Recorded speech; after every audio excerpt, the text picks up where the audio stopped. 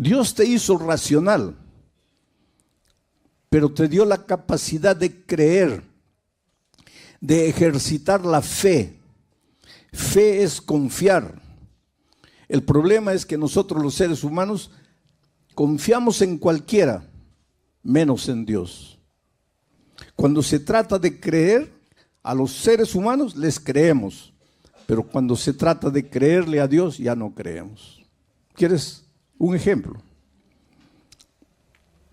El otro día yo recibí en mi celular un mensaje y dice así: usted acaba de ganar un carro de $100,000.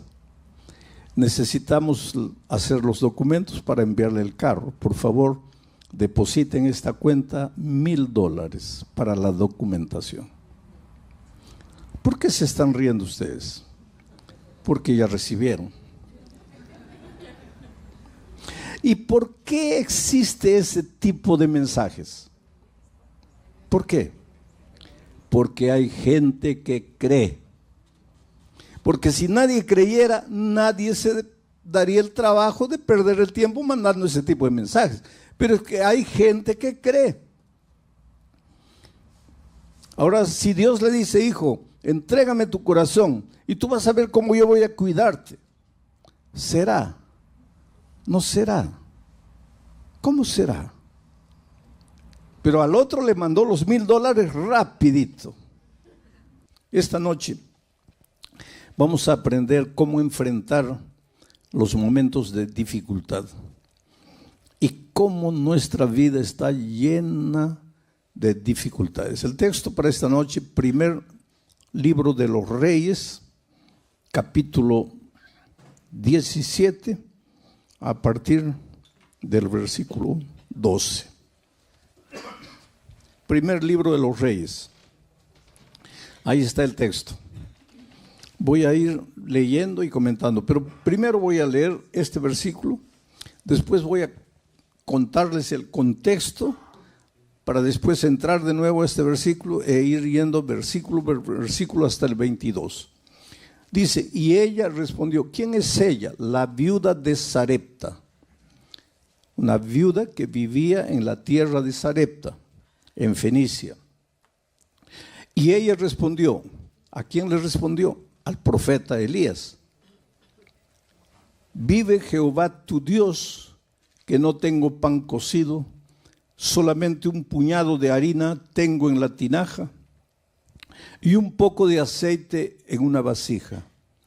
Y ahora recogía 2 leños para entrar y prepararlo para mí y para mi hijo, para que lo comamos y nos dejemos morir. Ahora, ¿en qué circunstancias se escribió este versículo? Y eso es lo que les voy a contar como contexto, para que podamos juntos entender el texto que acabo de leer. El profeta Elías estaba vivo.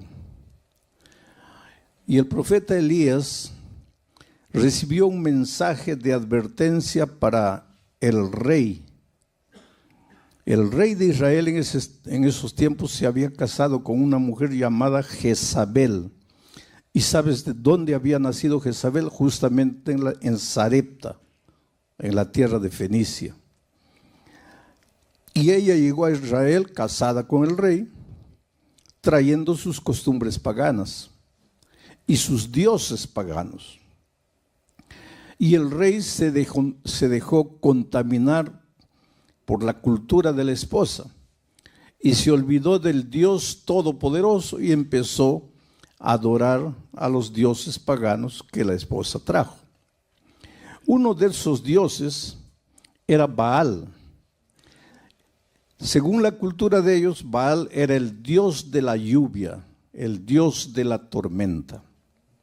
¿Y cuál es el mensaje que Dios le entregó a Elías para llevar al rey Acab? Le dijo: mira, dentro de poco tiempo no va a llover más. No va a llover más hasta que tú reconozcas que has ofendido a Dios. Va a dejar de llover. Ahora, miren, atreverse a desafiar al dios Baal, porque el dios Baal era el dios de la lluvia. Y atreverse a decir que por voluntad de Dios va a parar de llover, eso era una afrenta terrible. Y la ira del rey se desató contra Elías, lo amenazó de muerte. La esposa Jezabel, cuando se enteró de la aberración, entre comillas, que había dicho Elías, también decidió enviar gente para perseguirlo y matarlo. Entonces Dios le dio una orden al profeta. Le dijo, vete al arroyo de Querit, allá una fuente de agua natural en las alturas. Y él corrió, mirando atrás para ver si ya lo alcanzaban los perseguidores. Y finalmente llegó al arroyo de Querit y se quedó allí. Ahí tenía agua, en el arroyo había agua. Dejó de llover en la tierra de Israel, pero ahí en el arroyo había agua. Y la historia bíblica, los versículos anteriores al 12, nos cuentan que ahí en el arroyo no tenía que comer, tenía que beber, pero no tenía que comer. Y que Dios le mandó cuervos, y que los cuervos le traían comida todos los días. Le dejaban la comida y se iban. Al día siguiente los cuervos volvían trayéndole comida y se iban. Hay un teólogo alemán famoso que tiene una teoría. Tiene la teoría de la desmitologización de la Biblia. ¿Qué es esta teoría? Él dice, mira, hay que sacarle a la Biblia, hay que sacar de la Biblia todo lo que parece mito. De ahí viene la palabra desmitologización. Hay que sacar de la Biblia todo lo que parece mito. ¿Y por qué este teólogo dice eso? Dice, porque con estas historias de que un cuervo vino trayéndole la comida al profeta, la gente simple va a creer, pero la gente sofisticada, culta, inteligente, racional, nunca va a creer en estas tonterías. Que Moisés levantó la vara y el mar se abrió y el pueblo pasó, y una vez que el pueblo pasó vino el enemigo, pero el mar se cerró y el enemigo murió. ¿Quién va a creer eso? Que un cuervo trajo comida. ¿Quién va a creer eso? Que Jesús con un poquito de pan y de pez alimentó una multitud de 15,000. ¿Quién va a creer eso?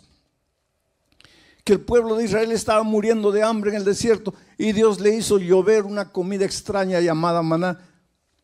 Este teólogo, un teólogo es alguien que estudia la Biblia, mucho. Dice, hay que sacar todas estas historias que parecen historias para niños, esto que parece mito, hay que sacar para que la gente culta, racional, pueda creer en la Biblia. Pero te digo una cosa, si tú a la Biblia le sacas todo lo que parece mito, no te queda nada. Porque la Biblia es un libro de milagros. Porque Dios es un Dios de milagros. Dios te hizo racional, pero te dio la capacidad de creer, de ejercitar la fe. Fe es confiar. El problema es que nosotros los seres humanos confiamos en cualquiera, menos en Dios. Cuando se trata de creer, a los seres humanos les creemos, pero cuando se trata de creerle a Dios ya no creemos. ¿Quieres un ejemplo? El otro día yo recibí en mi celular un mensaje y dice así: usted acaba de ganar un carro de $100,000. Necesitamos hacer los documentos para enviarle el carro. Por favor, deposite en esta cuenta $1,000 para la documentación. ¿Por qué se están riendo ustedes? Porque ya recibieron. ¿Y por qué existe ese tipo de mensajes? ¿Por qué? Porque hay gente que cree. Porque si nadie creyera, nadie se daría el trabajo de perder el tiempo mandando ese tipo de mensajes. Pero es que hay gente que cree. Ahora, si Dios le dice, hijo, entrégame tu corazón y tú vas a ver cómo yo voy a cuidarte, ¿será? ¿No será? ¿Cómo será? Pero al otro le mandó los $1,000 rapidito. ¿Te das cuenta cómo somos los seres humanos? En una ocasión, yo estaba en una campaña evangelística así y el pastor me dice, pastor, converse con una señora porque ella ya estudió la Biblia y la estudió con 5 personas diferentes, 5 cursos bíblicos diferentes, pero no se quiere bautizar. Y dígale, explíquele la razón bíblica del bautismo. Y entonces ella vino a hablar conmigo y llegó quejándose, lamentándose. Me dice, pastor, yo tengo que ser agradecida a Dios. Dios me ha cuidado siempre. La única tragedia de mi vida en realidad es la tragedia que arruinó toda mi vida. Y mi tragedia fue casarme, y voy a usar las palabras de ella, con un mujeriego, borracho, ebrio, golpeador de mujeres. Esa fue mi tragedia. Hoy día estoy sola, abandonada, con los hijos, sin saber qué hacer. Yo le hice una pregunta, ¿por qué dices que tu esposo era un mujeriego? Porque, pastor, me engañaba con todas las mujeres que veía en la calle, con mis vecinas, con mis mejores amigas. Le digo, pero respóndeme otra pregunta. Y cuando ustedes eran novios, ¿tú no viste ninguna característica de esos en la vida de él? Ah, sí, me dice, pastor, de novios ya me engañaba con mis amigas, con mis compañeras. ¿Y por qué te casaste? Es que él me prometía que nunca más me iba a engañar. ¿Y tú le creíste? Le creí, pastor. Y le digo, y vamos a cambiar de asunto. ¿Por qué no te bautizas? ¿Sabes lo que me dice? Es que, pastor, yo quisiera bautizarme, pero mis familiares, mis amigos me dicen que me están lavando, haciendo un lavaje cerebral, que me están engañando, que la Biblia ya es un libro antiguo, que eso no es realidad.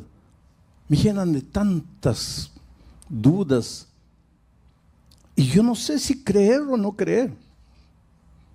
Ahora es interesante, yo no le dije a ella, les estoy diciendo a ustedes. Al mujeriego, borracho, golpeador, en las palabras de ella, le creyó. Y a Dios, no sé si creer, si no creer. Nuestro problema es ese, querido. Que encontramos cosas en la palabra de Dios y las dudas como hormigas carnívoras van subiendo. Pero la palabra de Dios nos sacude. Dice que la Biblia es como una espada de 2 filos que entra y penetra. Y a veces de noche nos atormenta porque sabemos que está escrito, tenemos la Biblia abierta, leemos una vez, está correcto, pero tengo miedo. Bueno, la viuda nos va a enseñar una gran lección esta noche. Elías se fue allá, fue alimentado por cuervos, y aunque te parezca que esa es una historia para niños, no lo es. Es la realidad más hermosa de la Biblia.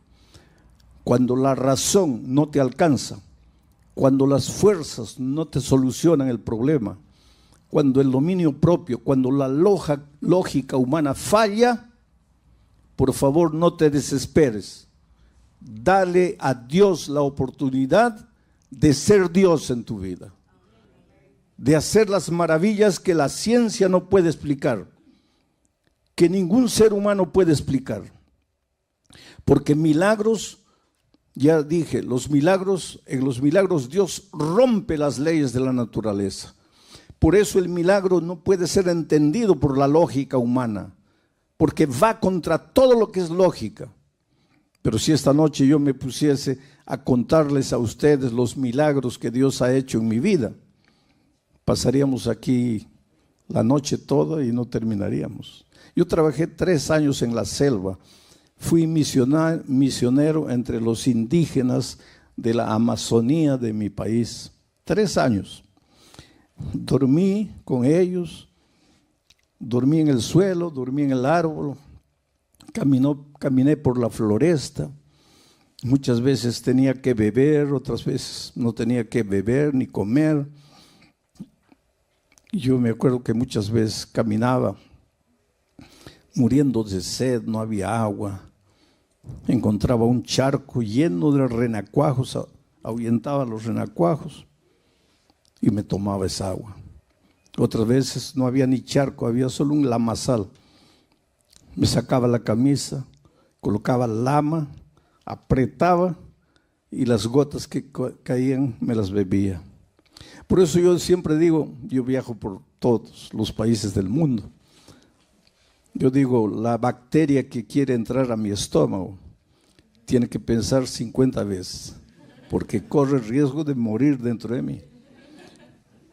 Dios me envió a la selva para enseñarme a depender de Él. Y yo les podría contar milagro tras milagro, las cosas maravillosas que Dios ha hecho en mi vida.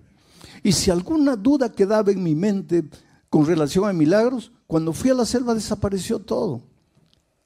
Cuando encuentro esto, para mí no me resulta difícil creer, porque yo he vivido en mi propia experiencia eso. Entonces ahora sí, en ese contexto, él fue alimentado en el arroyo de Querit, Elías, por los cuervos, pero el agua se acabó. Y entonces Dios le dijo a Elías, ahora vete a Sarepta, la tierra de Jezabel, la esposa de Acab. En Sarepta, en los límites con Fenicia, también sucedió ese incidente de Jesús. ¿Se acuerdan cuando una mujer Ciro-Fenicia vino y le dijo, Señor, ayúdame? ¿Te acuerdas que Jesús dijo, no es bueno dar el pan de los hijos a los perritos? ¿Te acuerdas? Eso sucedió en esa tierra. Ahí era Sarepta y allí vivía una viuda pobre que, de acuerdo al relato, no tenía nada. Un poco de aceite, un poco de harina, y ella fue al campo a recoger leña para preparar un pan, comer ella y su hijo. Y en las palabras de ella, prepararse para morir porque ya no había más nada que comer. Entonces Dios viene a Elías y le dice, vete a Sarepta. Ahí hay una mujer a quien ya le he ordenado que te sustente. Pero Dios le dice, Elías, ve allá porque allá hay una mujer a quien ya le he ordenado. Pero ¿cómo le había ordenado? Porque ahora, cuando Elías llega a Sarepta y ve a la mujer recogiendo leña para hacer su último pan, Elías le dice, mira, por favor, prepárame un pedazo de pan, tráeme un poco de agua que quiero beber. Entonces viene el texto, y ahora vamos a entrar a analizar un poco el texto. Y ella respondió. ¿Quién le habló? El profeta. ¿En nombre de quién? De Dios. Y ella respondió. Benditas las personas que cuando Dios habla responden. Benditas las personas que cuando oyen la voz de Dios toman una decisión. Ella respondió. ¿Qué es lo que respondió?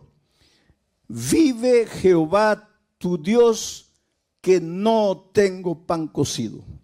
Solamente un puñado de harina tengo en la tinaja, un poco de aceite en una vasija, y ahora recogía los leños para entrar y prepararlo para mi hijo, para que lo comamos y nos dejemos morir. Es decir, esta mujer había llegado al límite de sus fuerzas, de sus recursos. Lo único que le restaba, en la opinión de ella, era la muerte. Vamos a morir. se acabó, ya no hay salida, este problema no tiene solución, vamos a morir, este es el último bocado, se acabó, ya no vale la pena luchar. ¿Para qué luchar? Vamos a morir. ¿Por qué una persona delante de las dificultades de la vida? Yo te pregunto esta noche, ¿cuál es el drama que tú estás viviendo?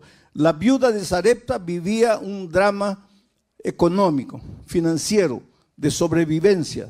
No había pan, la harina se había acabado, el aceite se estaba terminando, no llovía, la tierra no producía, no se podía comprar nada. Desde el punto de vista humano, para ella, la muerte era la única salida, la única solución.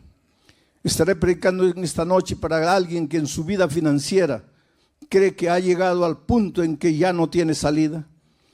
Estaré predicando esta noche para alguien que en su vida profesional ha llegado a una situación extrema en que piensa que abandonar todo y largar y olvidarse de todo es la única salida. Estaré predicando para una familia, una pareja que han hecho de todo para solucionar el drama que viven y están llegando a la conclusión de que el divorcio es la única salida. Todos los días enfrentamos luchas en diferentes aspectos de nuestra vida. El sur del Brasil en estos momentos está siendo sacudido por la naturaleza. Hace una semana atrás, 10 días, llovió de tal manera que se inundaron ciudades enteras, una ciudad prácticamente desapareció y para remate ahora comenzó a llover hace 3, 4 días nuevamente sin parar. Es prácticamente un diluvio y hay una persona que inclusive clama a Dios y dice: Señor, pero en tu palabra has prometido que nunca más vas a destruir el mundo con agua. ¿Y qué está pasando aquí? El país está viviendo una situación terrible allá en el sur del Brasil. Pero aquí en Ucrania hay gente que no sabe qué hacer, a dónde ir. La guerra está destruyendo y acabando con todo lo que tiene. Y si nos ponemos a hacer un mapa del mundo, veremos que por aquí hay una tragedia, por allá hay momentos en que pensamos que ya no hay salida, ya no hay solución. Ahora, ¿por qué esta mujer pensaba que no había salida? Porque mira la respuesta. Ella respondió, deja en el versículo anterior, en el versículo 12, y ella respondió: ¿vive Jehová tu Dios? Ahí estaba el problema. Vive Jehová tu Dios. Esta mujer creía en Dios, pero no era su Dios, era el Dios de Elías. Y te digo una cosa, querido, mi Dios no te sirve a ti.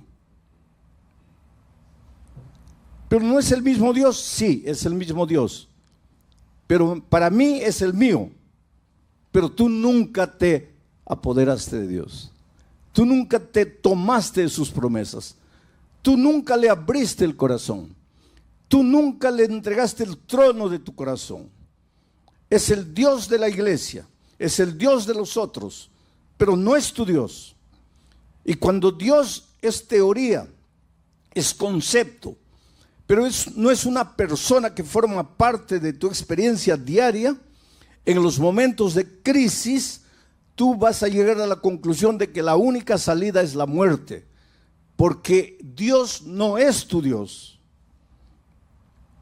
Interesante que el Salmo 23 dice: Jehová es mi pastor. No dice Jehová es nuestro pastor. No dice Jehová es el pastor de otros. Es mi pastor. Tienes que llegar en tu vida a un momento en que te apoderes tú personalmente de las promesas de Dios. En que dejes de creer que los conceptos bíblicos son apenas teoría. En que llegues a tomar los conceptos y hacerlos parte de tu experiencia diaria. Y para eso tienes que sacar el pie de lo conocido y entrar a lo desconocido, aunque lo desconocido te provoque temor. Vamos al siguiente versículo. Elías le dijo: no tengas temor. ¿Te acuerdas la noche que yo prediqué sobre el temor, el miedo? Cuando los discípulos estaban en alta mar, el problema no era la tormenta. ¿Había tormenta? Sí. ¿Había oscuridad? Sí. ¿Habían olas gigantescas? Sí. Pero nada de eso era problema. El problema era el miedo. Y cuando Jesús llegó y dijo, no tengáis miedo, el miedo desapareció y Pedro fue capaz de andar por encima del mar. Ahora encontramos aquí a una viuda pobre en una situación extrema, pensando que la única salida es la muerte. ¿Por qué? Porque el Dios de Elías no era su Dios. Ella no tenía una experiencia personal con Dios. Y por eso su corazón estaba lleno de temor. Y por eso Elías, en el nombre de Dios, le dice, no tengas temor. Pero tú solo no vas a tener temor cuando el amor que es Dios, el amor eche fuera el temor. Cuando Jesús entre a tu vida, cuando tú tengas un compromiso personal con Dios, cuando Dios deje de ser Dios y se torne tu Dios, y que tú vivas con Él una experiencia personal, inédita, inexplicable. El otro día una persona que estaba conociendo el Evangelio y en cuya vida Dios estaba haciendo maravillas, me dijo triste, pastor, mi familia cree que me estoy volviendo loco, pero es que ellos no entienden lo que Dios ha hecho en mi vida. Ellos no entienden lo que Dios ha hecho en mi vida. Oh querido, esta es la más linda realidad. Dios va a hacer cosas en tu vida y no te atrevas a contarlo, porque los otros no van a entender. Y si tú no has entendido todavía, es porque Dios todavía no es tu Dios. Pero cuando Dios sea tu Dios, tú vas a ver las cosas maravillosas que Dios va a hacer por ti. Milagros. Y milagros no se comprenden, milagros se aceptan por fe. Elías le dijo, no tengas temor. Ve y haz como has dicho. Pero hazme a mí primero de ello, el aceite y la harina, una pequeña torta cocida debajo de la ceniza, y tráemela, y después harás para ti y para tu Dios. ¿Qué es lo que Elías estaba diciendo? No era para Elías en realidad. Lo que Dios estaba diciendo, mira hijo, en lugar de pensar primero en tus necesidades, entrégame tu corazón, cree en mí, confía en mí. Y la mejor manera de demostrar tu confianza en mí es que me vas a colocar a mí en primer lugar. Prepara el pan y tráemelo a mí. Y después vas a preparar para ti y para tu hijo. Esto es colocar a Dios en primer lugar. Es interesante que Génesis 1:1, el primer versículo de la Biblia, dice así: en el principio Dios creó los cielos y la tierra. Pero leemos el verso y no pensamos, no reflexionamos. Pero mira lo que dice: en el principio Dios.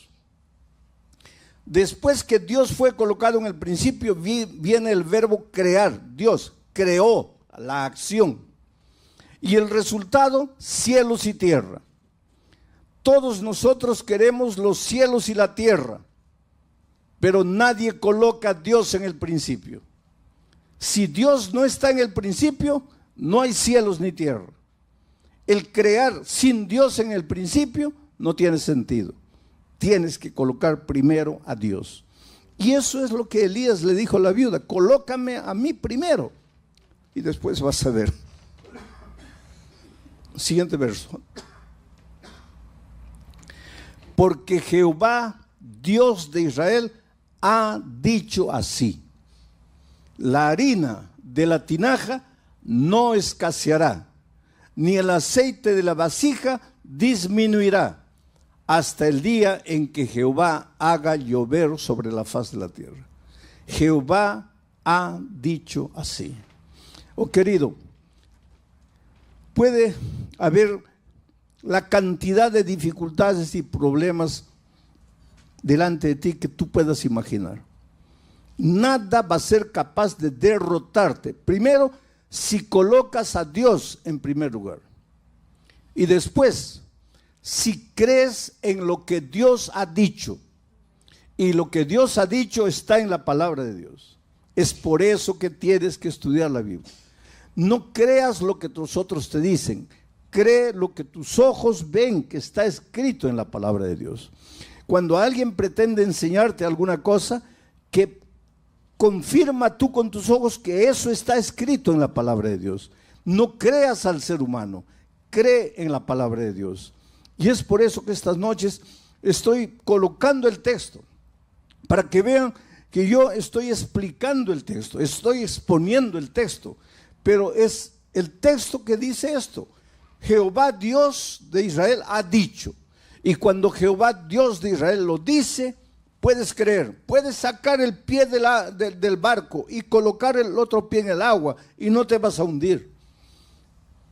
Avanza sin miedo, porque Jehová, el Dios creador de los cielos y la tierra, ha dicho. Versículo 15. Entonces ella fue, y aquí está el problema con muchos. Está bien, escuchan la palabra de Dios, qué bonito, qué maravilloso, amén, qué extraordinario, pero no das este paso. Ella no se quedó escuchando la palabra de Dios y dijo, qué bonito, qué maravillosa promesa de Dios. No, ella fue e hizo. La palabra de Dios no te ayuda si tú no vas y la practicas, si tú no colocas en acción lo que la teoría dice. Ella fue e hizo como dijo Elías, y comió él, el profeta, y ella y su casa muchos días. Y la harina de la tinaja no escaseó, ni el aceite de la vasija menguó, conforme a la palabra que Jehová Dios había dicho por Elías. 2 veces se repite la palabra de Dios, el dicho de Dios, y la última parte dice, todo se cumplió conforme a la palabra que Jehová Dios había dicho.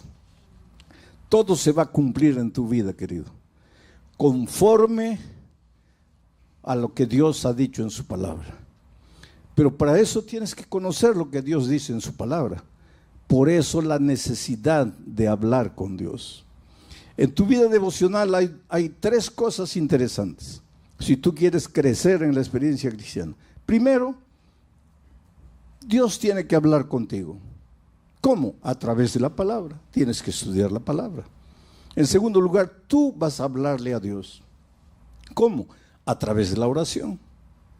Y en tercer lugar, tú y Dios ahora van a buscar otra persona y vas a hablarle del amor de Jesús a esa persona.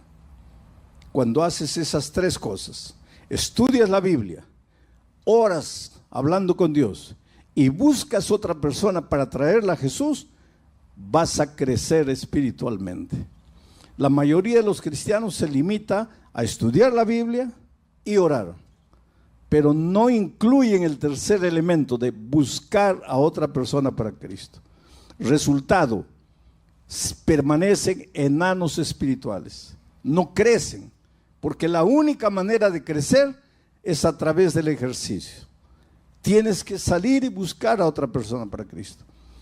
Pero pastor, nadie me va a escuchar. Lógicamente, querido. En este mundo no hay nadie que quiera cambiar de religión. Tú eres adventista, ¿quieres cambiar de religión? No. Entonces, ¿por qué piensas que el musulmán sí quiere cambiar de religión? ¿O por qué piensas que el luterano quiere cambiar de religión? O el testigo de Jehová, o el católico. Si tú no quieres cambiar de religión, nadie quiere cambiar. Entonces, si tú vas a buscar a las personas, queriendo decirles, tú estás equivocado, mi religión es verdadera, esa no es la manera correcta de testificar del amor de Jesucristo. En el Brasil hay un dicho interesante: ¿quieres ser mi amigo? No me hables de política, no me hables de fútbol y no me hables de religión. ¿Quieres ser mi amigo? No me hables de política, que soy de derecha, de izquierda. No me hables de fútbol, que soy del Real Madrid, del Barcelona. Y no me hables de religión, que soy de esta o soy de aquella iglesia. entonces, ¿cómo es que traemos a las personas a Cristo? Es la manera más simple. ¿Quién lleva a los jóvenes a las drogas? A ver, dígame, ¿quién los lleva a las drogas? ¿Ah? Los amigos. Los muchachos se meten a las drogas llevados por los amigos. Y el joven que entra al mundo de las drogas, ¿él sabe que la droga lo va a acabar, sí o no? Claro que sabe. En este mundo de tanta información, ¿quién va a decir que entró a la droga y no sabía que la droga lo iba a destruir? Saben. ¿Y por qué entran? Por el amigo. ¿Y tú por qué no puedes traer a alguien para Jesús? Porque en lugar de llegar a las personas y hacerte amigo de las personas y conquistar el amor de las personas y amarlas, tú vas queriendo cambiarles la religión. Y nadie quiere cambiar de religión. La amistad.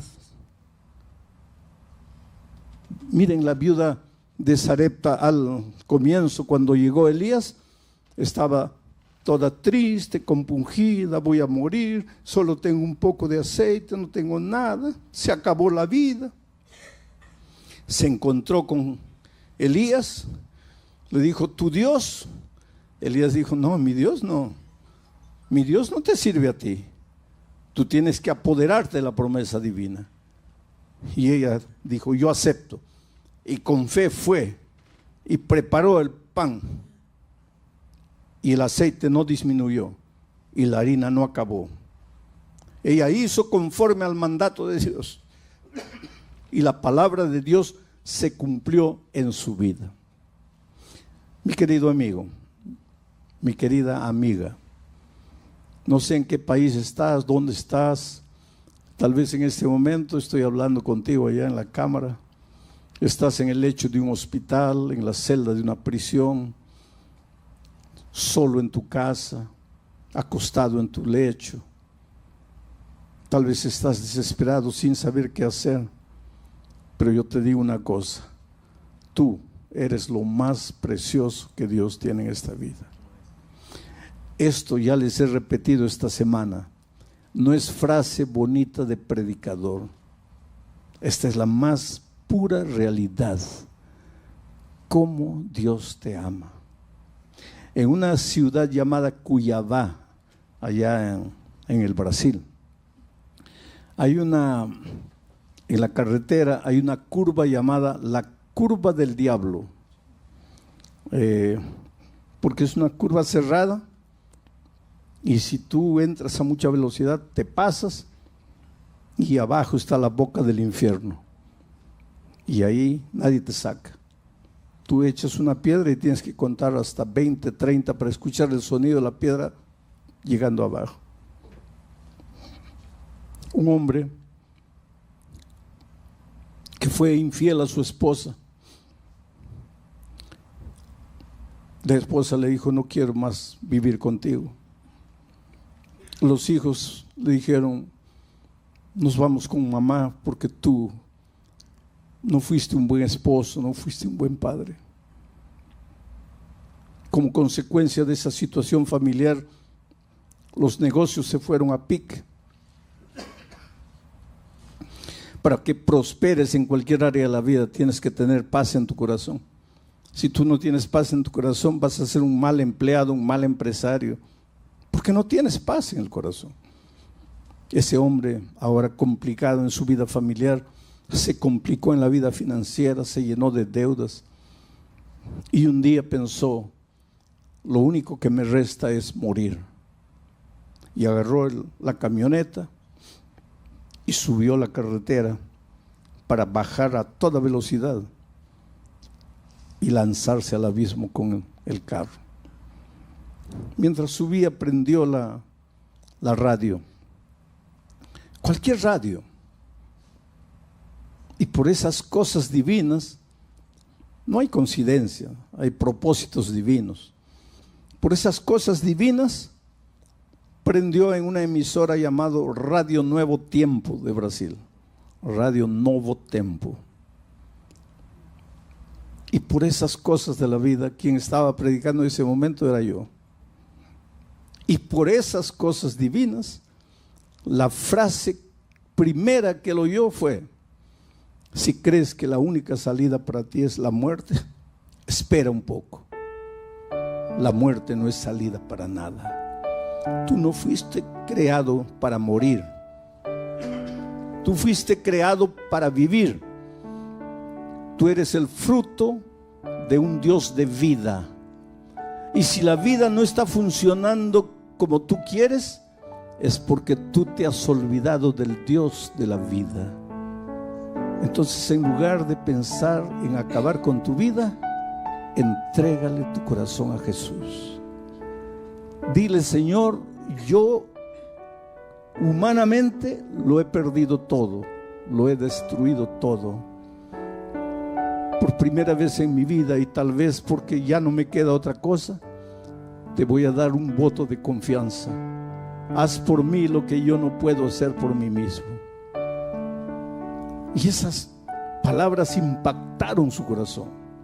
En primer lugar, él dijo: ¿quién es este hombre? En segundo lugar, ¿quién le contó mi historia? Este hombre me está hablando a mí. Yo soy el que destruyó mi familia, mi vida financiera. Yo soy el que está subiendo aquí para matarme. ¿Quién le dijo a este hombre? Eso lo impactó tanto que cuando llegó arriba, recostó el carro, salió a la carretera, inclinó el cuerpo encima del volante y lloró, lloró y lloró.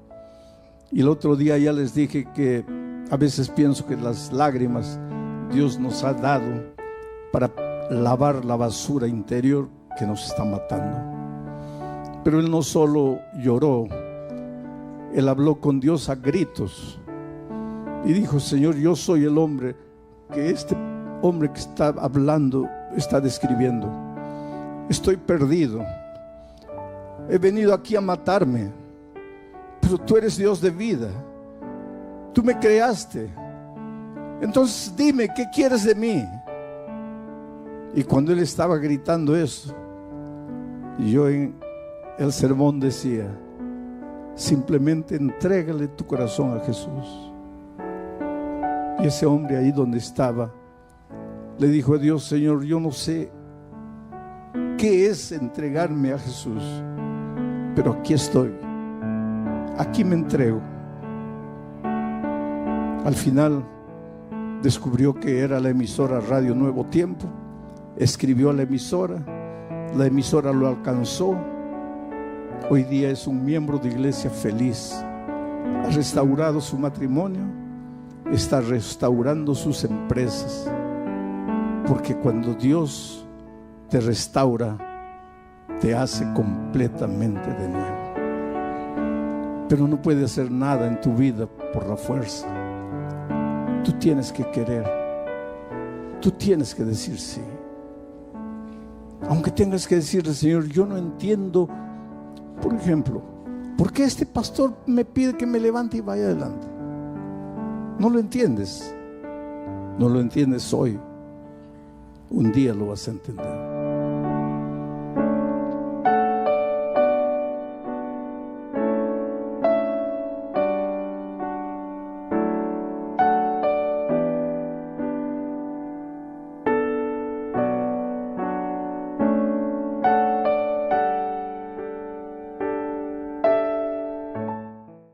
A veces yo oigo a alguien mirar o escuchar la noticia de que alguien cayó o alguien falló y dicen así: pero ¿cómo fue capaz de hacer eso?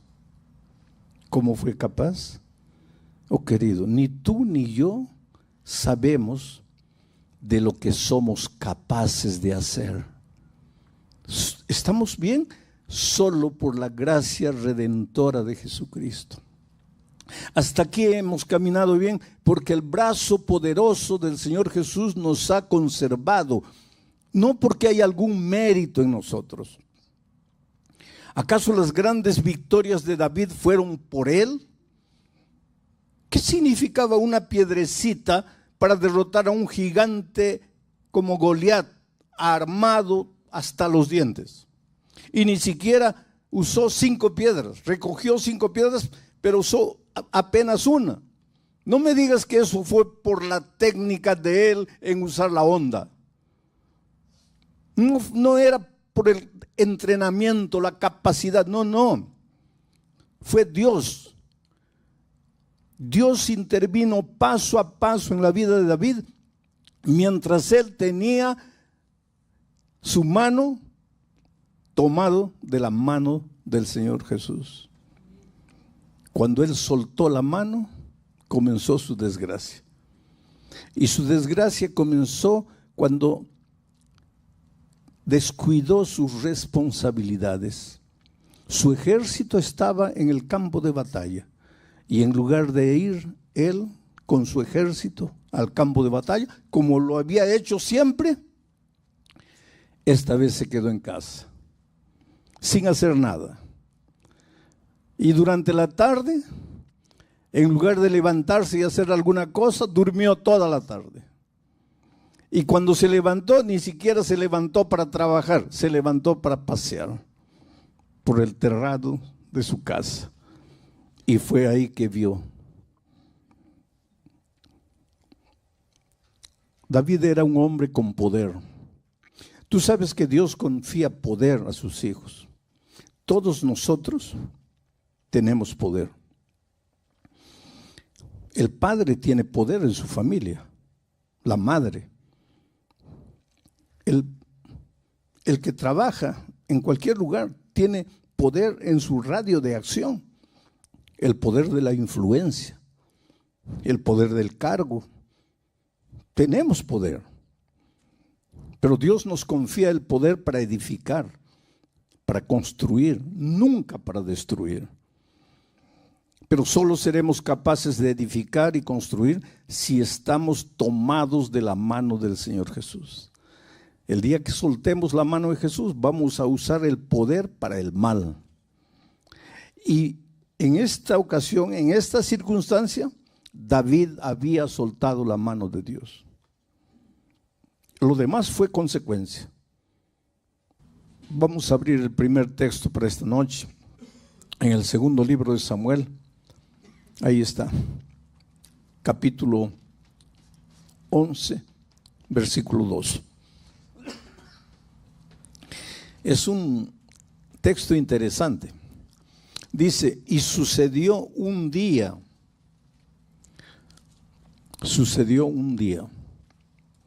al caer la tarde, que se levantó David de su lecho. Mi pregunta es, generalmente vamos al lecho en la noche. ¿Qué hacía el rey bendito durmiendo en la tarde? Porque el pueblo estaba en el campo de batalla. Y en ese tiempo el rey iba al frente de su pueblo. Y mientras el pueblo estaba en el campo de batalla, ¿qué hacía el bendito rey durmiendo? La mente desocupada es el taller del diablo. Dice que cuando el diablo a veces, esto no dice la Biblia, es una historia, ¿no? Dice que el diablo a veces dice, bueno, ya estoy cansado de tentar a la gente, de destruir la vida, no los voy a tentar más. Pero cuando ve a alguien sin hacer nada, cuando ve a alguien con la mente desocupada, el pobre diablo dice así, pero es que he prometido que yo no los voy a tentar más. Pero cuando ve una mente desocupada, el pobre no puede resistir la tentación y cae y tenta. Una mente desocupada es taller del enemigo. Generalmente la tentación aparece cuando no estás haciendo nada. Por eso es que tenemos que estar con nuestra mente siempre ocupada en cosas buenas, en cosas que edifican, en cosas nobles. Pablo dice, si hay algo bueno, si hay algo digno de alabanza, en esto pensad. Pero Sucedió un día, al caer la tarde, que se levantó David de su lecho y se paseaba sobre el terrado de la casa real y vio desde el terrado a una mujer que se estaba bañando, la cual era muy hermosa. El problema no fue la hermosura de la mujer. El problema tampoco fue que se estaba bañando. Ni el problema fue que él la vio.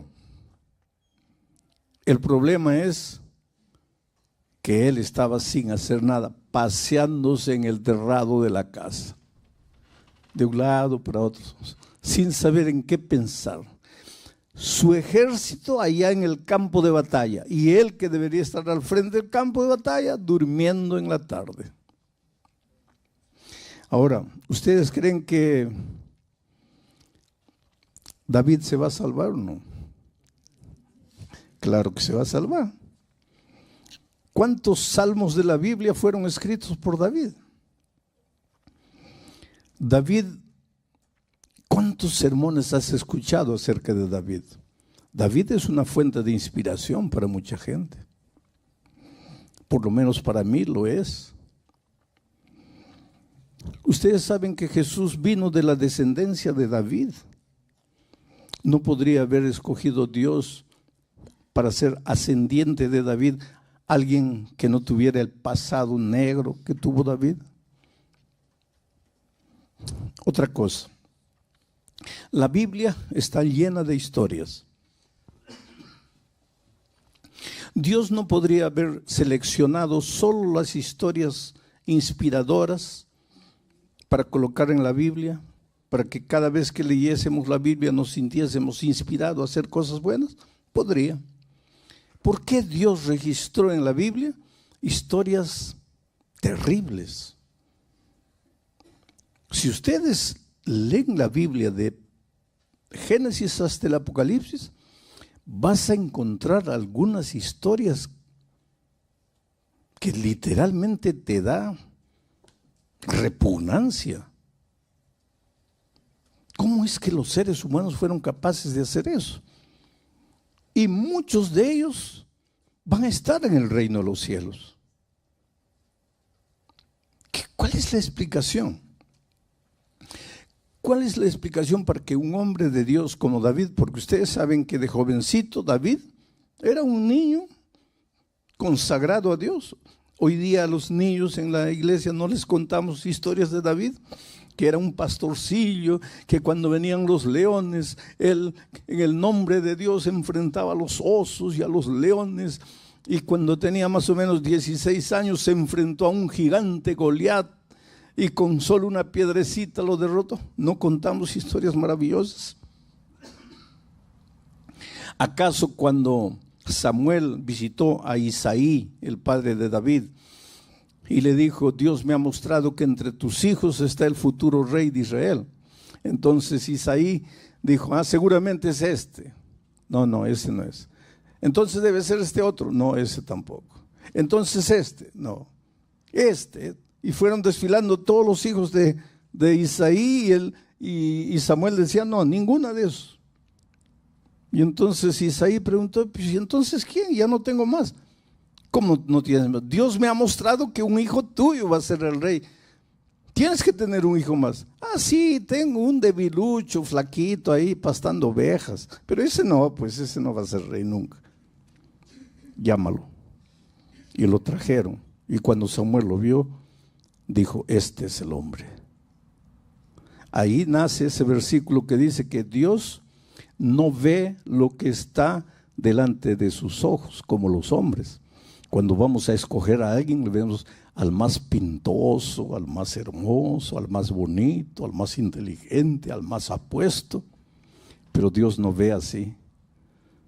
Cuando Dios ve el corazón. Y David fue llamado el hombre conforme al corazón de Dios. Fue un hombre extraordinario. Fue nombrado rey de Israel.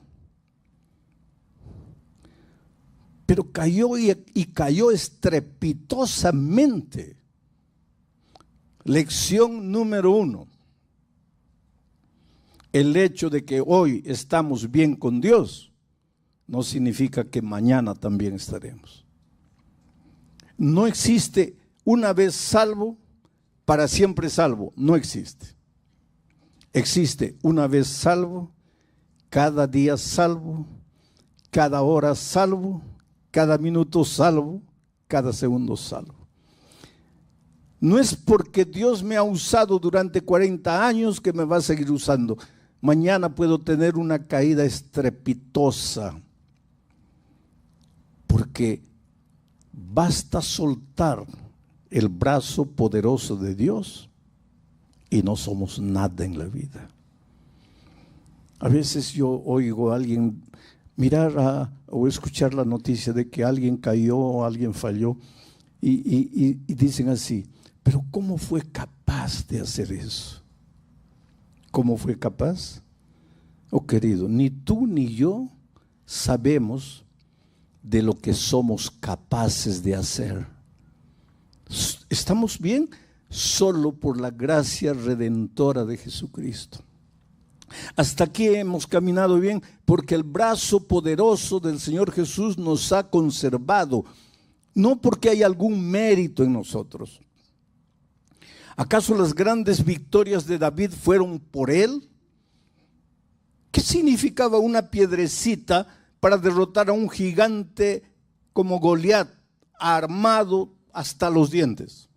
Y ni siquiera usó 5 piedras, recogió 5 piedras, pero usó apenas una. No me digas que eso fue por la técnica de él en usar la honda. No era por el entrenamiento, la capacidad, no. Fue Dios. Dios intervino paso a paso en la vida de David, mientras él tenía su mano tomado de la mano del Señor Jesús. Cuando él soltó la mano, comenzó su desgracia. Y su desgracia comenzó cuando descuidó sus responsabilidades. Su ejército estaba en el campo de batalla, y en lugar de ir él con su ejército al campo de batalla, como lo había hecho siempre, esta vez se quedó en casa, sin hacer nada. Y durante la tarde, en lugar de levantarse y hacer alguna cosa, durmió toda la tarde. Y cuando se levantó, ni siquiera se levantó para trabajar, se levantó para pasear por el terrado de su casa. Y fue ahí que vio. David era un hombre con poder. Tú sabes que Dios confía poder a sus hijos. Todos nosotros tenemos poder. El padre tiene poder en su familia, la madre. El que trabaja en cualquier lugar tiene poder en su radio de acción, el poder de la influencia, el poder del cargo. Tenemos poder, pero Dios nos confía el poder para edificar, para construir, nunca para destruir. Pero solo seremos capaces de edificar y construir si estamos tomados de la mano del Señor Jesús. El día que soltemos la mano de Jesús, vamos a usar el poder para el mal. Y en esta ocasión, en esta circunstancia, David había soltado la mano de Dios. Lo demás fue consecuencia. Mandó llamar a la mujer porque él tenía poder, era el rey. ¿Quién le podía decir no al rey? Cometió adulterio. Unos días después la mujer llega, manda un emisario y le dice: rey, estamos en un problema terrible porque estoy embarazada. Y hace meses mi esposo está en la batalla. ¿Qué explicación tengo? No sería motivo para que él se arrepintiera y llorara y pidiera perdón, pero no lo hizo. Tenía poder y usó mal el poder. mandó traer al esposo de Betsabé. Y le dijo, mira, ven, ve a tu casa, estás tanto tiempo en el campo de batalla, ve a tu casa, duerme con tu esposa. Miren la manipulación del poder. Pero el esposo de Betsabé, un general del ejército de David, dijo, no, Señor, ¿cómo voy a ir a dormir a mi casa mientras mis soldados están en el campo de batalla? El rey, la historia es grotesca y está en la Biblia. ¿Por qué Dios ha registrado historias grotescas en la Biblia? Por un motivo. Porque Él quiere que nosotros aprendamos de las cosas buenas y aprendamos de las cosas malas. Evitemos los errores de los hombres que fallaron y sigamos el ejemplo de los hombres y las mujeres que acertaron. La Biblia no esconde la humanidad de los seres humanos. La Biblia no disfraza. La Biblia es clara. Porque Dios entiende mejor que nadie al ser humano y Dios sabe que una de las mejores maneras de enseñar es a través de las historias. Es por eso que cada noche yo cuento algunas historias, porque estoy reforzando los conceptos teóricos a través de las historias. Esta noche ni necesito una historia, porque la historia es bíblica. David hizo de todo para que el general fuese a la casa a dormir con la esposa, pero no consiguió. Y al no conseguir, le dijo, entonces vuelve al campo de batalla. Pero agarró a otro general y le dijo, mira, cuando se descuida, mándalo matar. Y mataron. O sea, David no solo adulteró, David usó el poder, usó la intriga política, usó el asesinato. Un hombre que de joven, de niño, fue un extraordinario hombre de Dios. Soltó el brazo de Dios y se arruinó, se hundió. Es por eso que te digo, ni tú ni yo tenemos la mínima idea de a dónde podemos llegar si soltamos el brazo poderoso de Jesús. La historia es muy triste.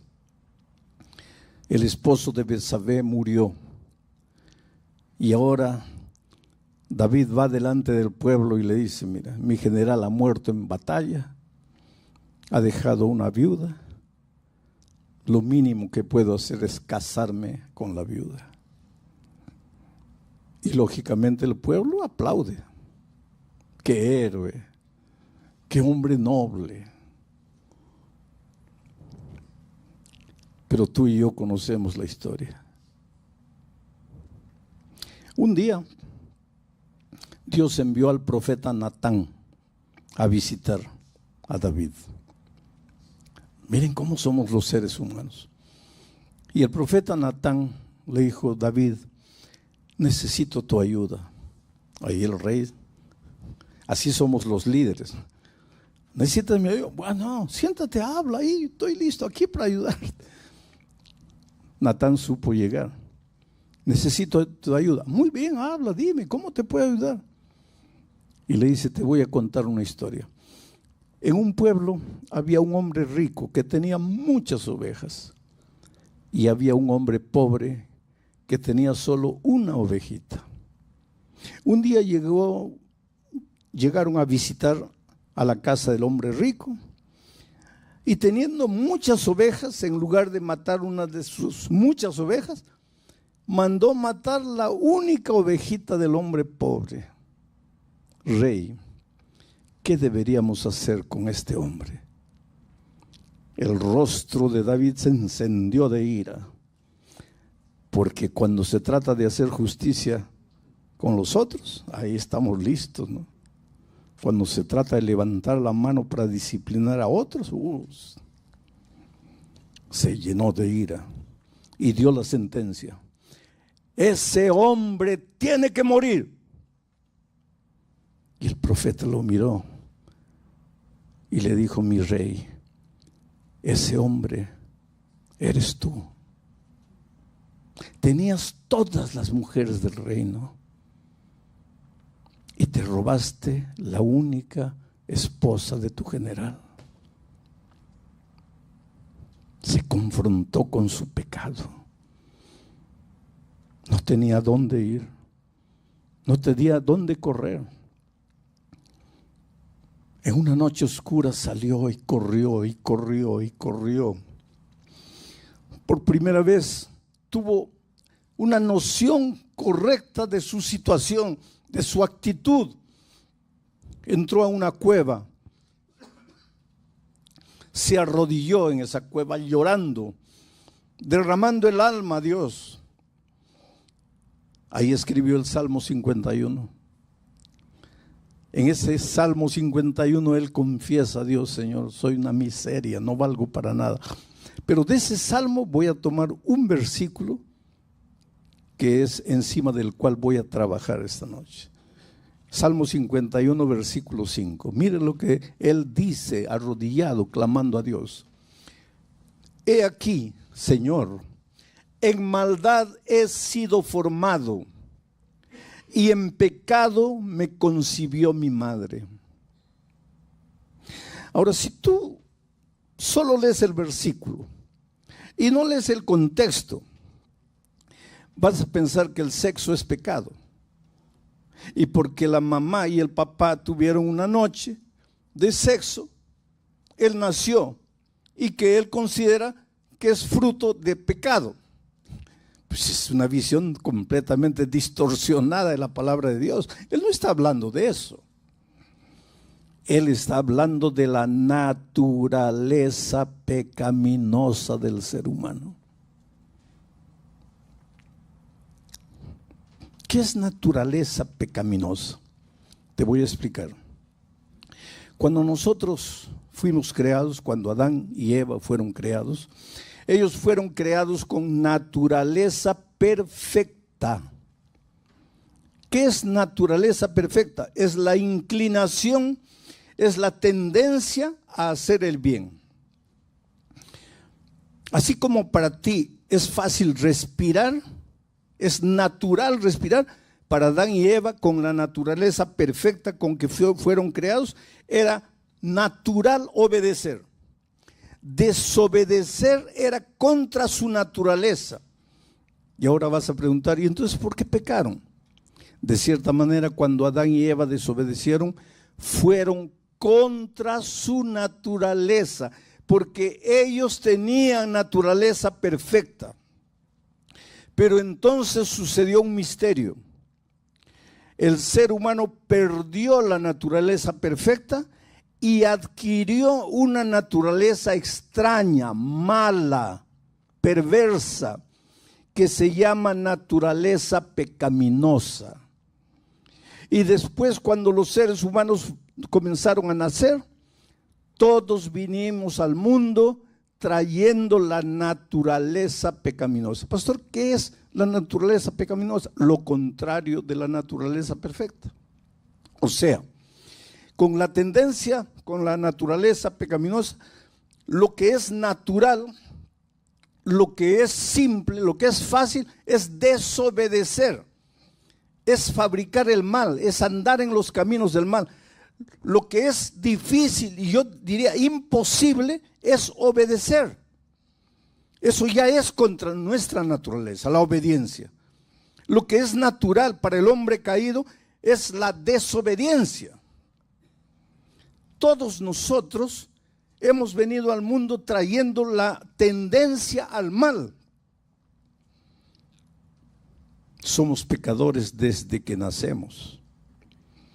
A veces los adultos tenemos dificultad en entender eso, pero desde que nacemos ya traemos el egoísmo arraigado en nuestro ser, en nuestra naturaleza. ¿Y quieres probar? Dale la mamadera a tu hijito, no quiere. Dale, no quiere. Entonces toma la mamadera y dale al otro, ahí él quiere. Y tú te ríes, ay, qué bonito. ¿Pero qué es eso? Eso es el egoísmo natural. Él no lo hace pensando. Es está dentro de él. Solo que cuando vamos creciendo, dejamos de ser niños, nos volvemos adolescentes, jóvenes, adultos, aprendemos a disfrazar nuestra naturaleza egoísta. Un ejemplo, coloca 5 pedazos de torta en la mesa, de pastel, y coloca 6 pedazos de pastel y coloca 5 niños. Cada uno va a agarrar lo más rápido que pueda un pedazo y sobra un pedazo. Pero observa, todos van a comer lo más rápido que puedan para agarrar el pedazo que está sobrando. Porque son egoístas explícitos. No disfrazan. El niño no disfraza. Pero a medida que vamos creciendo, coloca 6 pedazos de pastel en la mesa y 5 adultos. Cada uno agarra su pedazo y come con mucha delicadeza. Y sobra un pedazo. Los 5 se mueren de ganas de agarrar el pedazo. Pero se miran. Por favor. No, tú, por favor. No, tú. No, tú. Pero en el fondo del corazón, inconscientemente lo que están diciendo es cómo podrían desaparecer estos 4 para comérmelo yo. Pero es que aprendimos a disfrazar. Ahora, no es porque somos perversos conscientemente, eso está en nuestra naturaleza. Solo que hemos aprendido a disfrazar. Eso es lo que David dijo cuando he sido formado en maldad. Ya he venido al mundo trayendo la naturaleza pecaminosa desde mi concepción. Yo ya vine al mundo trayendo esta naturaleza mala. Y Pablo en cierta ocasión en Romanos capítulo 7 lloró y dijo: yo no entiendo mi vida. Yo sé todo lo que Dios quiere de mí, lo que Dios espera de mí. Yo trato de hacer lo que Dios quiere, pero cuando me doy cuenta ya estoy haciendo todo lo contrario. Y si estoy haciendo lo que no quiero, porque lo que yo quiero es esto, pero estoy haciendo lo que no quiero, entonces quien hace esto ya no soy yo, sino el pecado que está dentro de mí. ¿De qué está hablando? De la naturaleza perversa que todos traemos al mundo. Y entonces Pablo llega a un momento y se desespera y dice: miserable hombre que soy, ¿quién me librará de esto? Y la experiencia de Pablo es la tuya y es la mía. Nosotros sabemos lo que Dios quiere. Tratamos de hacer lo que Dios quiere. Pero cuando nos damos cuenta ya estamos yendo para allá. Y nos desesperamos. Y lo que pensamos es: yo no valgo para nada, mi palabra no vale para nada, le he prometido a Dios 1000 veces, pero yo soy débil, yo no puedo cumplir. No te desesperes, querido. Lo que tienes que aprender, lo que tienes que entender es cómo se vive con la naturaleza mala que está dentro de mí. ¿Por qué? Porque hasta cuando Cristo vuelva, todos nosotros vamos a cargar esa naturaleza mala, todos. Y mientras carguemos esa naturaleza perversa, al menor descuido vamos a descender a lo profundo del abismo. Y esa lucha va a ser hasta cuando Cristo vuelva. Porque cuando Cristo vuelva, Pablo dice: esto mortal será vestido de inmortalidad. Y esto corruptible será vestido de incorruptibilidad cuando Cristo vuelva. Pero en la conversión ya no cambié. No, te voy a explicar lo que pasa en la conversión.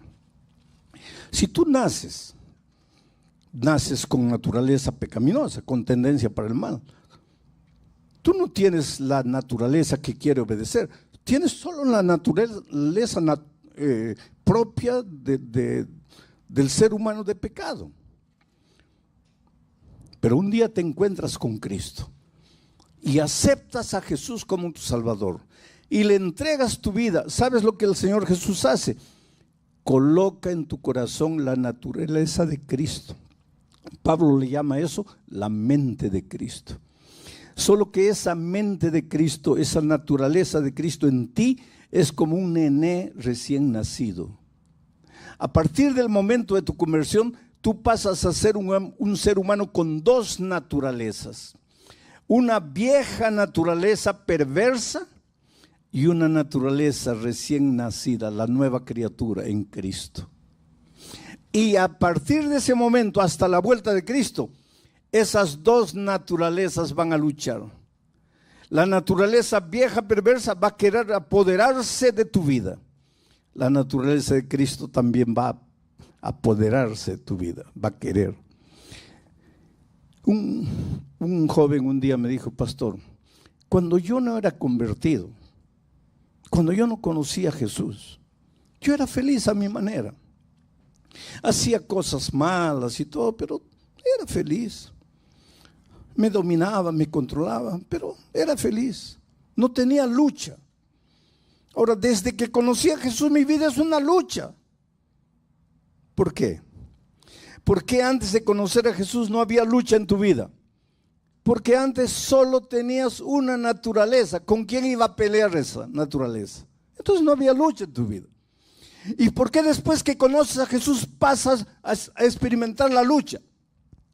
Porque ahora tienes la naturaleza de Cristo y tienes la otra naturaleza perversa. Y esas dos van a pelear una contra la otra. Y mira lo que Pablo dice, lo explica de una manera muy interesante. Romanos, por favor. No seas vencido por lo malo, por la naturaleza mala, sino vence con el bien, la naturaleza de Cristo, el mal. Vence con el bien el mal. Esto es interesante. Te voy a hacer la última ilustración de la noche. Mira, vamos a decir que tenemos dos tigres en una lucha a muerte.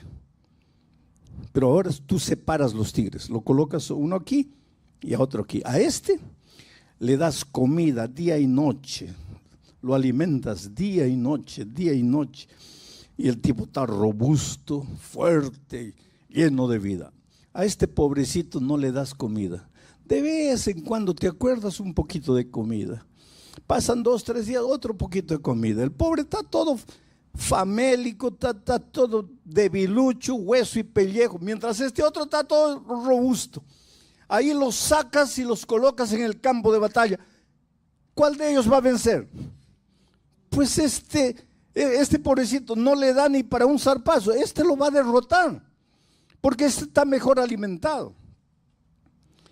Tú tienes que recordarte que a partir del momento de tu conversión, tú tienes dos tigres dentro de ti.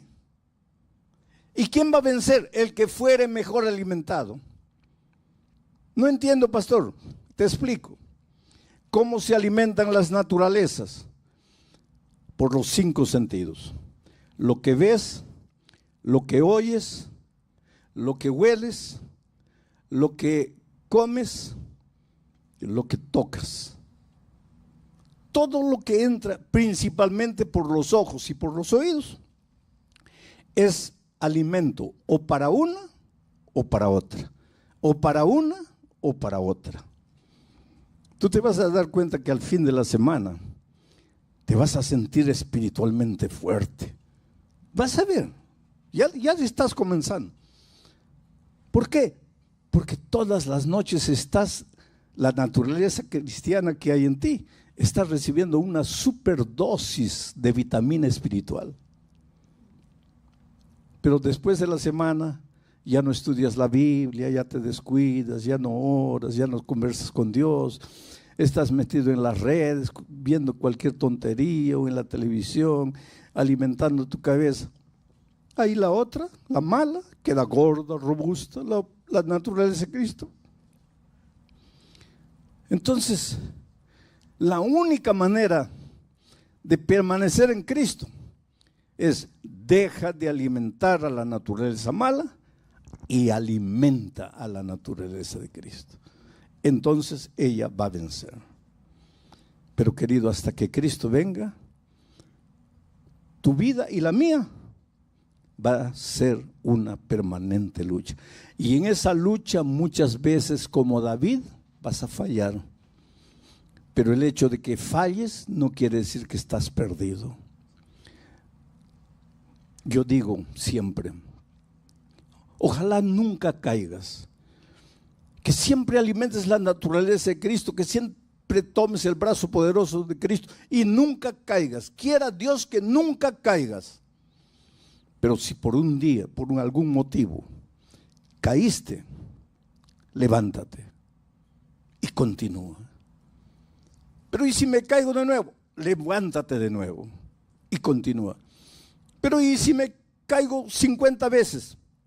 50 veces levántate y continúa. Por eso Pablo dice, hermanos, yo todavía no lo he alcanzado, pero una cosa hago, miro al blanco, me olvido de lo que queda para atrás y prosigo al blanco.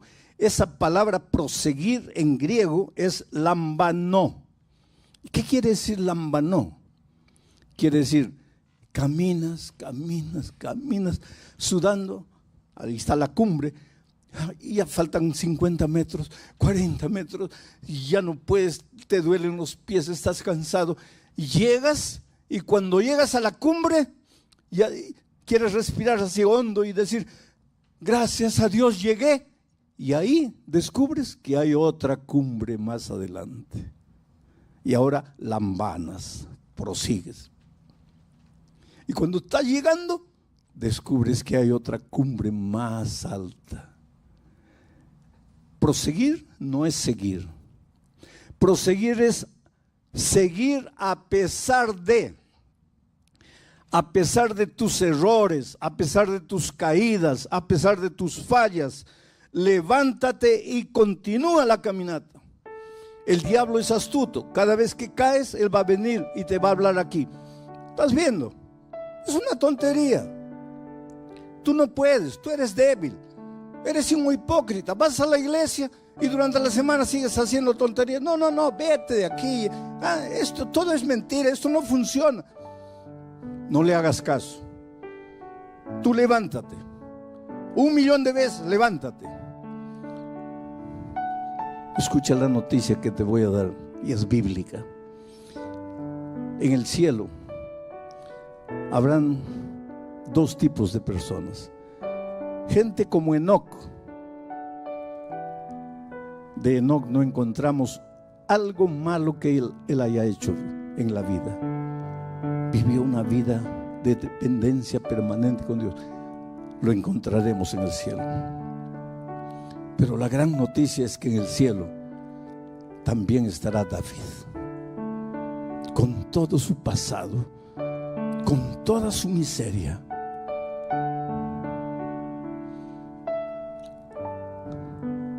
Y será emocionante abrazar a Enoc, pero será más emocionante abrazar a David,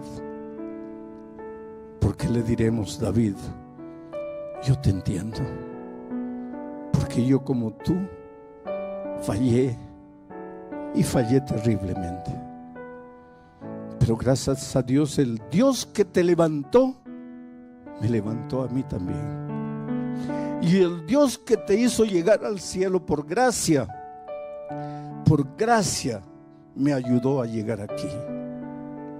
Si un día eres salvo, no será por tu fuerza de voluntad, no será por tu dominio propio, será únicamente por la gracia maravillosa de Cristo. Es por eso que por los siglos y por la eternidad no nos cansaremos de alabar el nombre del Señor Jesucristo. Él es el principio, Él es el medio y es el fin de la vida cristiana. Sin Cristo no hay cristianismo. No te atrevas a llamar cristianismo cuando sacas a Cristo de tu experiencia. Eso es mero moralismo. Cristianismo no es moralismo. Cristianismo es dependencia permanente del Señor Jesucristo. Dice que A veces en la noche, después de haber caído, nos arrodillamos y ni siquiera tenemos el valor de levantar los ojos al cielo. Simplemente nos agachamos y decimos: Señor, aquí estoy otra vez para confesarte el mismo pecado. Y Jesús te dice: ¿por qué otra vez, hijo? Si es la primera vez que te estoy oyendo. Porque cuando Dios perdona, se olvida, y se olvida para siempre. Cada día es un nuevo día. Cada entrega es una nueva entrega. Es por eso que esta noche voy a pedirle a Claudia y a Daniel que vengan a cantar, porque mientras ellos dos cantan, yo quiero que todos nosotros nos reconsagremos a Dios. Yo soy el primero. Quiero entregarle una vez más mi vida a Dios. Quiero depender de Dios y depender de su gracia. Quiero que mi predicación no sea fruto de mi cabeza y de mi boca, sino que nazca en mi corazón. Quiero que Dios me use como un instrumento, a pesar de lo que soy. Si tú quieres hacer lo mismo, levántate ahí. Esta es una invitación para toda la iglesia.